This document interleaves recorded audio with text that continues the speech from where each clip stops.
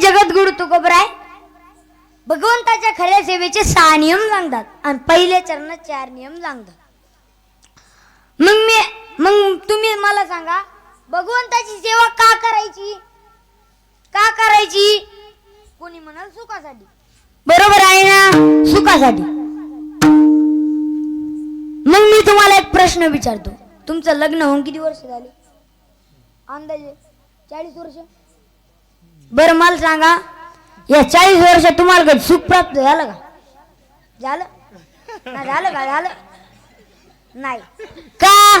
कारण संसार दुःखामुळे चौकडे इंगळ विश्रांती नाही कोठे, रात्रंदिवस तळमळ किंवा दुःख बांधवडी आहे हा संसार, सुखाचा विचार नाही कोठे. मग या संसारात सुख नाही, मग सुख कुठे आहे? एक तर संतापाशी नाहीतर देवापाशी. सुख वसे चिटाई बहु पाये संताच्या किंवा सुख रूपा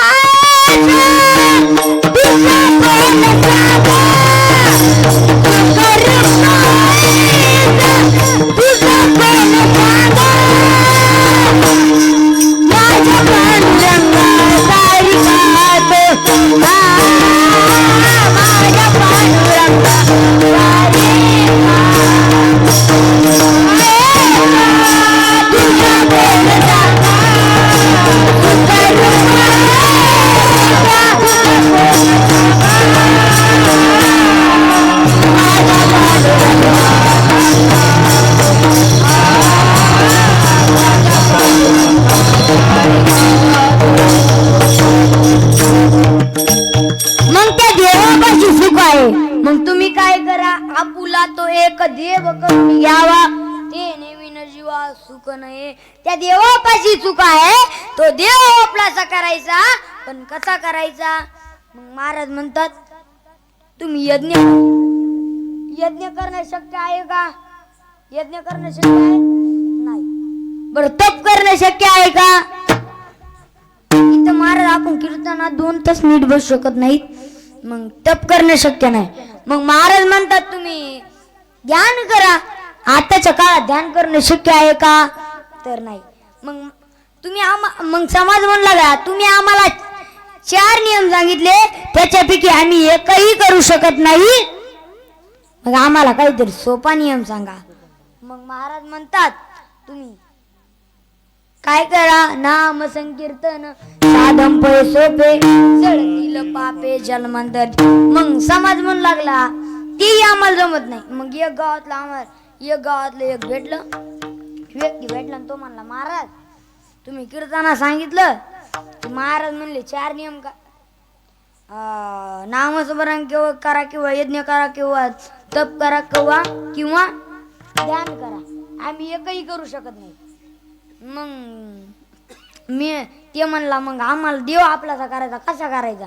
मी म्हणलं तू काय कर माहिती का, तू मग ऐक. मी म्हणलं आमच्या गावात सोमेश्वरचं मंदिर. मी म्हणलं आपल्या गावात सोमेश्वरचं मंदिर आहे, त्या मंदिरात जाय. गेला का? ते म्हणला हो. मी म्हणलं ती 2 डिकमाळे आहेत, आता उचाच्या डिकमाळे आहेत. ते म्हणलं हा आहेत. पण मी म्हणलं मग नियम करताना माणूस एकटाच पाहिजे. तो म्हणला बर एकटाच जातो. मग मी म्हणलं एके डिकमाळी जायचं, त्याच्यातलं कोणत्या बी एके डिकमाळी जायचं. तो म्हणला गेलो. मग तिथून सगळं गाव पाहायचं, खाली पाहायचं, आजूबाजूला पाहायचं. कोणी दिसलं नाही की डायरेक्ट वरून खाली उडी आणायची, डायरेक्ट देवापाशी.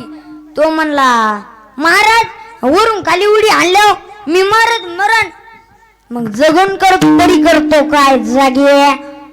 महाराज एवढा सेलूला कार्यक्रम झाला, त्या कार्यक्रमाकडे नाही कवा. इथं आज सप्ताह चालू आहे, त्या सप्त्याकडे नाही कवा. एकादश धरीत नाही कवा, उपवास धरीत नाही.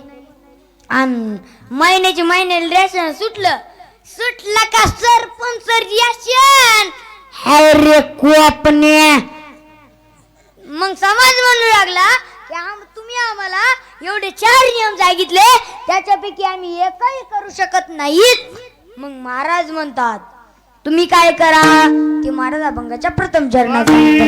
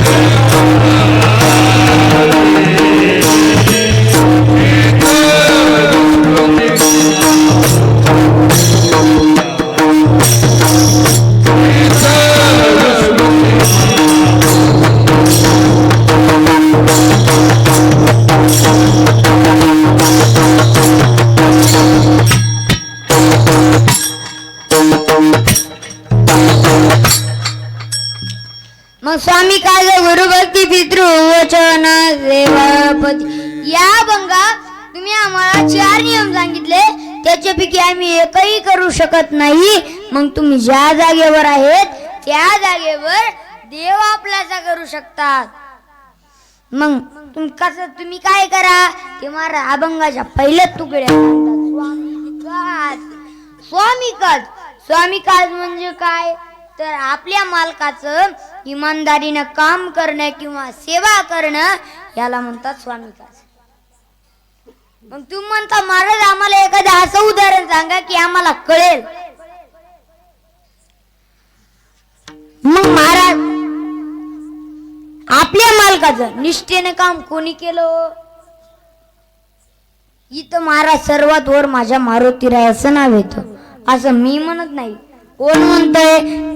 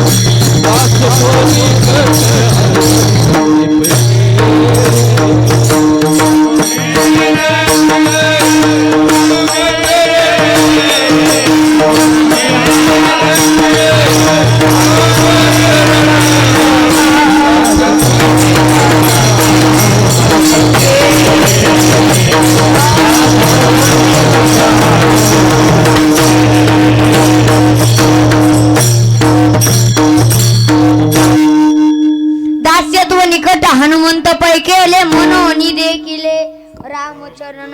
तर सेवकात सर्वात वर माझ्या मारुतीरायाचं नाव येतं. पण काय येतं, तर महाराज माझ्या मारुतीरायाजवळ अहंकार नव्हता महाराज, म्हणून माझ्या मारुतीरायाचं नाव सेवकात सर्वात वर येत.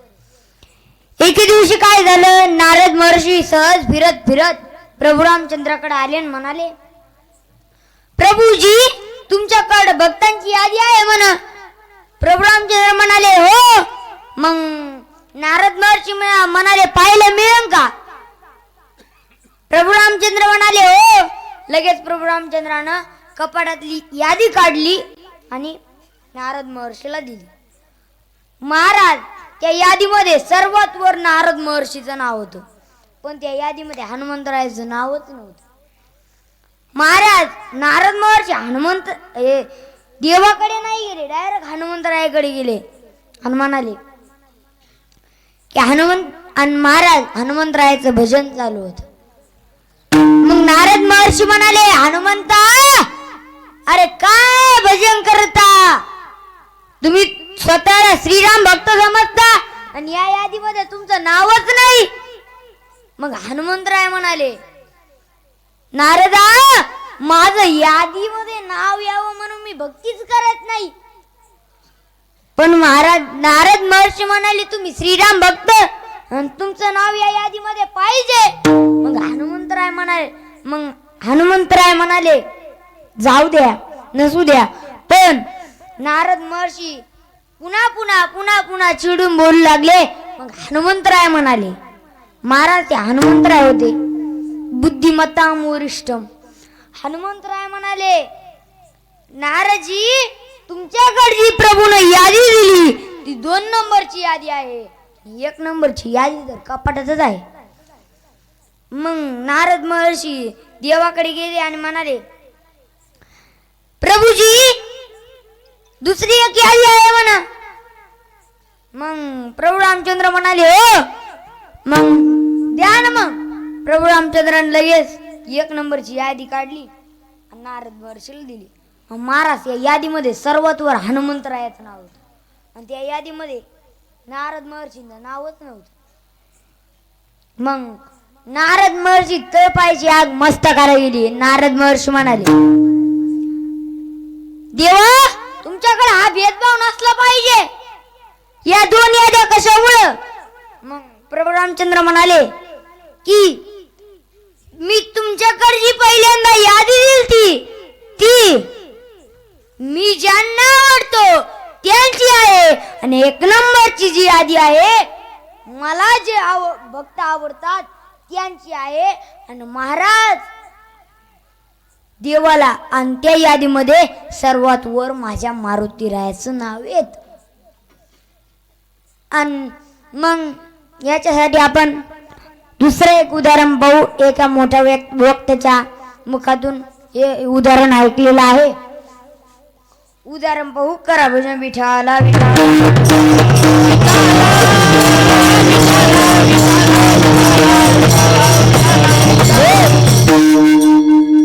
ज्यावेळेस प्रभू रामचंद्राने दशमुखी रावण मारला आणि बिभीषणाला लंकेचा राजा केलं आणि परत अयोध्येत आले.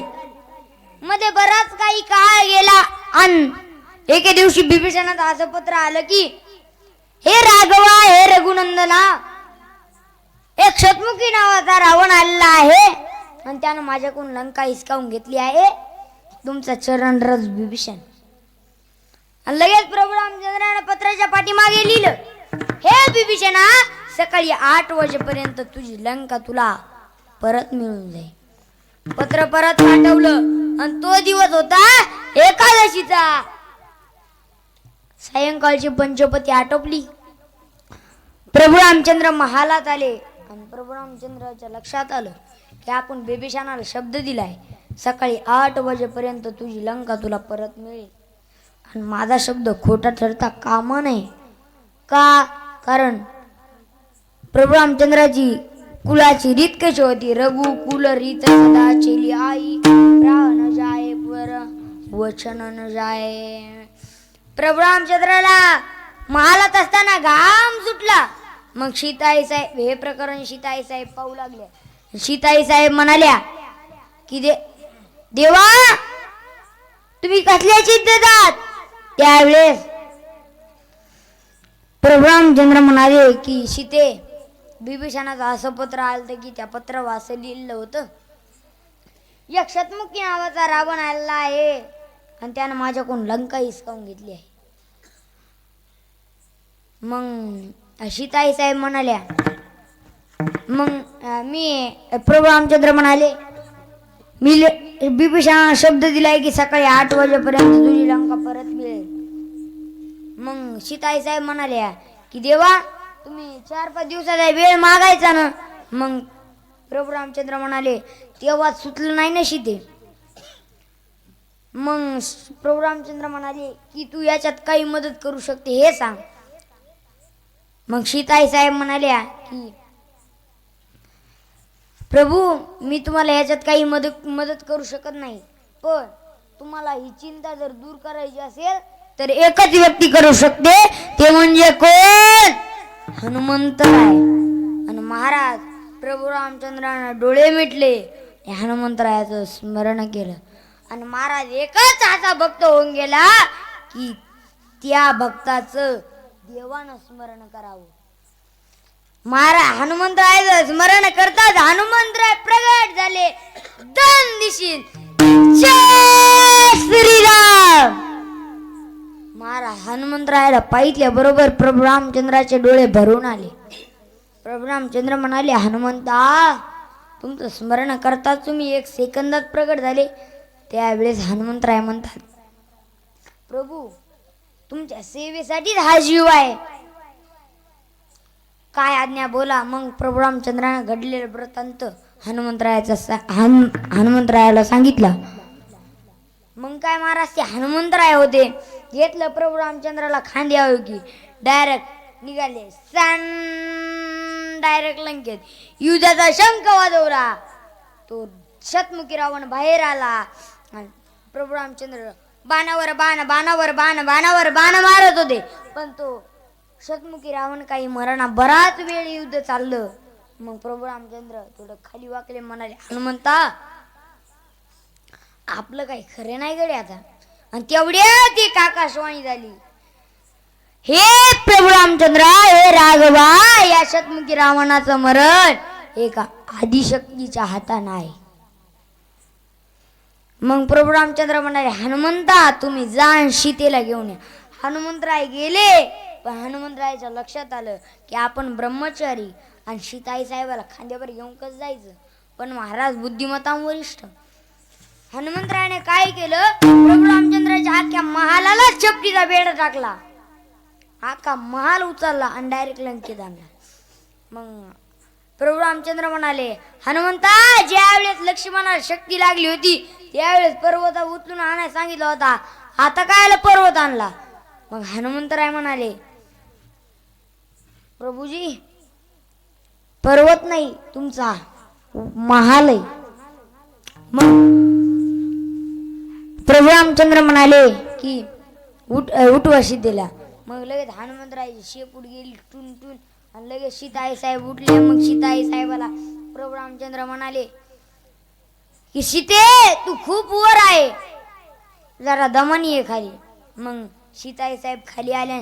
सीताई साहेबाच्या हातानं तो रावण मरण पावला. सीताई साहेबानं त्या रावणाचा वध केला. आणि मग प्रभू रामचंद्रानं बिभीषणाला लंकेचा राजा केलं आणि परत अयोध्येत आले. आणि महाराज प्रभू रामचंद्र साधन द्वादश सोडायला बसले. महाराज प्रभू रामचंद्र द्वादश सोडत असताना प्रभू रामचंद्राच्या डोळ्यात टप टप टप टप टप अश्रू येत होते. ते अश्रू त्या ताटात पडत होते. त्यावेळेस सीताई साहेब म्हणतात की प्रभू आता तुमच्या मनासारखं झालं, तुमचा शब्द खरा ठरला आणि का तुम्ही का रडताय. त्यावेळेस प्रभू रामचंद्र म्हणाले सीते आज मी ज्याच्यामुळे ही साधन द्वादश सोडायलो ना, ज्याच्यामुळे माझा शब्द खरा ठरलाय ना, ते म्हणजे कोण, हनुमंतराय. आणि यालाच म्हणतात स्वामी काज गुरु भक्ती, स्वामी काज गुरु भक्ती, स्वामी काज गुरु भक्ती, स्वामी काज गुरु भक्ती. प्रवचन देवापती, प्रवचन देवापती,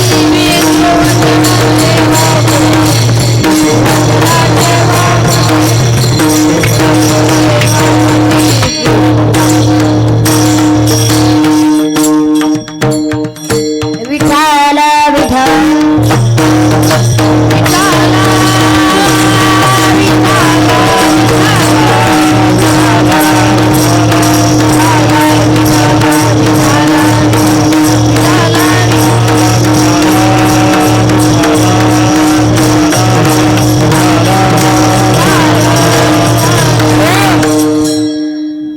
स्वामी का. बरं गुरुभक्ती म्हणजे काय, तर सांगायचं म्हणल्यावर आपल्याला बऱ्याचशा कथा सांगता येतील. जसं की निळोबरायची व तुकोबरायची कथा असेल किंवा गोरक्षनाथाची व मच्छिंद्रनाथाची कथा असेल. पण आपल्याला आज जी कथा पाहिजे आहे ती पांडव प्रतापातील 9व्या अध्यायातली महाजावातली गुरु शिष्याची कथा आहे. मग गुरु कोण, द्रोणाचार्य. आणि द्रोणाचार्याकडे कौरव पांडव म्हणजे भीम, अर्जुन, नकुल, सहदेव, दुर्योधन हे जे राजकुमार होते ते दुर्योधन हे द्रोणाचार्याकडे विद्या अर्जन करायला होते. महाराज तिथेच एक बाजूला वनात एक भिल्ल म्हणजे एक हिरण्य धनवा आणि त्याचा मुलगा एकलव्य हा द्रोणाचार्याकडे आला, म्हणाला गुरुजी मला धनुर्विद्या शिकायची. पण हे जे राजकुमार होते ते म्हणाले आम्ही एका भिल्लाच्या मुलासोबत शिकणार नाही. मग महाराज द्रोणाचार्यांनी एकलव्याला वापस पाठवलं. पण महाराज तो एकलव्य इतका जिद्दी होता की त्यानं द्रोणाचार्यांनाच गुरु मानलं.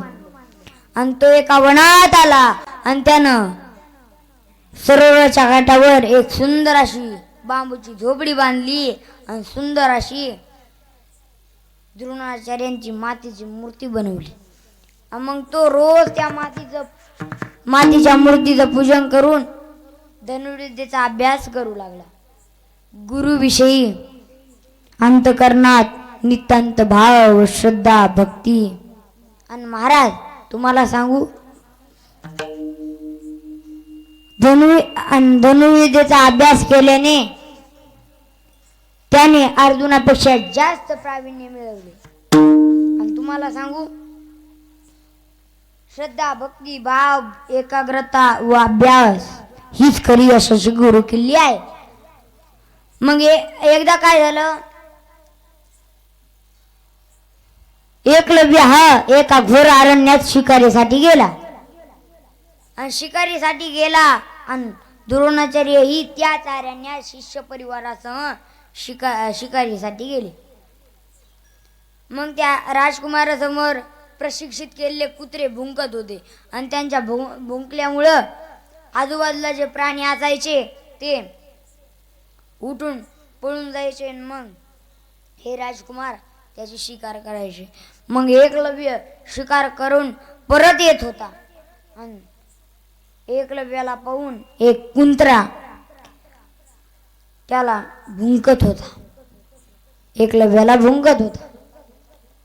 मग महाराज एकलव्यानं काय केलं, असा बाण धरला आणि मंत्राचा उच्चार करून त्या कुत्र्याच्या मुखात बाण सोडला.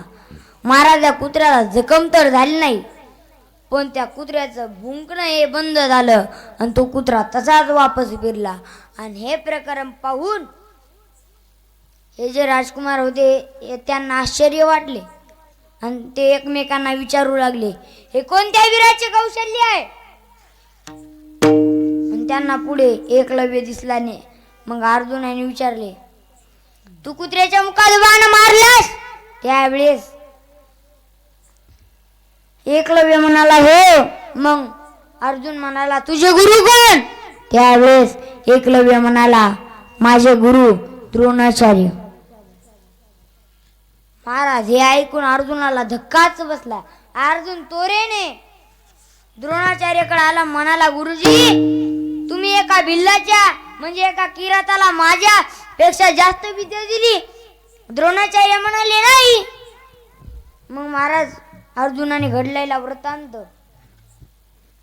द्रोणाचार्याला सांगितला आणि हे ऐकून द्रोणाचार्यांनाही आश्चर्य वाटले.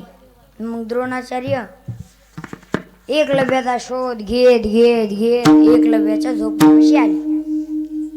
आणि महाराज द्रोणाचार्यांना स्वतःची म्हणजे द्रोणाचार्याची मातीची मूर्ती दिसली. मग द्रोणाचार्य मूर्ती बघून खुश झाले आणि त्यांच्या पावलांचा आवाज ऐकून एकलव्य हा बाहेर आला. आणि एकलव्यानं गुरुला पाहिल्यावर साष्टांग दंडवत घातला. मग सुंदर अशा गवताच्या आसनावर बसवलं, गुरुची पूजा केली. आणि मग द्रोणाचार्याने विचारलं, तुझे गुरु कोण. त्यावेळेस एकलव्य म्हणाला, माझे गुरु तुम्हीच आहेत. मी तुम्हाला गुरुदक्षिणा काय देऊ सांगा. मग द्रोणाचार्य म्हणाले की तुझ्या उजव्या हाताचा अंगठा दे. मग महाराज तुम्ही विचार करा, आपल्याला जर अंगठा नसला तर आपल्याला काही काम करता येईल का, बाण मारता येईल. मग महाराज त्यानं फक्त द्रोणाचार्यांना गुरु मानलं होतं आणि धनुर्विद्येचा अभ्यास स्वतःने केला. पण महाराज तो गुरु भक्त होता. त्याने कसलाच विचार न करता तात्काळ आपला अंत छाटला आणि गुरुच्या पायावर ठेवला. मग हे प्रकरण पाहून ते राजकुमार होते ते म्हणाले, एकलव्या धन्य आहे रे तुझी गुरु भक्ती. मग द्रोणाचार्य एकलव्याचा शुद्ध भाव पाहून द्रोणाचार्य प्रसन्न झाले आणि द्रोणाचार्यांनी एकलव्याला आशीर्वाद दिला आणि यालाच म्हणतात गुरु भक्ती स्वामी काज गुरु स्वामी काज गुरु भक्ती स्वामी काज गुरु भक्ती स्वामी काज गुरु भक्ती वचन देवापती वचन देवापती